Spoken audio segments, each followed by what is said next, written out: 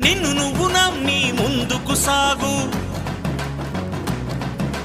చరితగా మారే స్థాయికి ఎదుగు. నీలో శక్తి ఉన్నది, దాన్ని పదును పెడితే ఫలితం ఉన్నది.